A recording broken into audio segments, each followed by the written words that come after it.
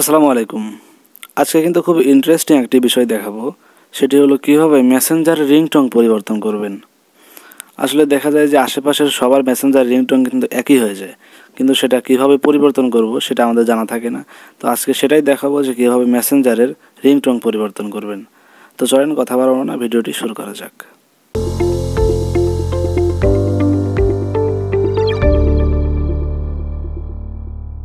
মেসেঞ্জারে রিংটোন পাল্টানোর জন্য আমাদেরকে চলে যেতে হবে মেসেঞ্জারে।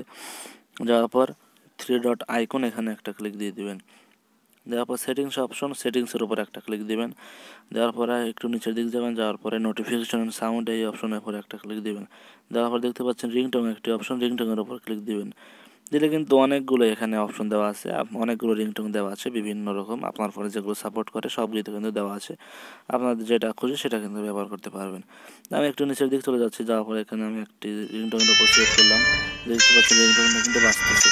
তারপর দেখতে পাচ্ছেন যে মেসেঞ্জারের যেটা রিয়েল সাউন্ড সেটাও কিন্তু এখানে দেওয়া আছে, আপনি চাইলে ব্যবহার করতে পারেন। মাঝে মাঝে দেখা যায় যে সবার রিংটোন কিন্তু একই হয়ে গেছে আশেপাশে সবার, এখানে কনফিউজড হয়ে যায় যে আসলে কার ফোন এসেছে এবং কোনটা ধরবো। তো আপনারা চাইলে এখান থেকে ব্যবহার করতে পারেন যেটা। তো আজকের ভিডিওটা কিন্তু এ পর্যন্ত ছিল।